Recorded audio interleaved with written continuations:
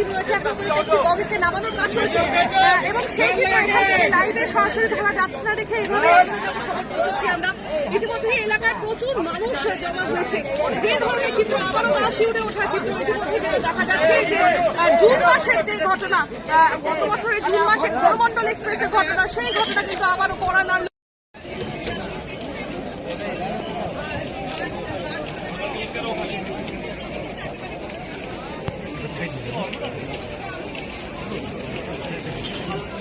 No.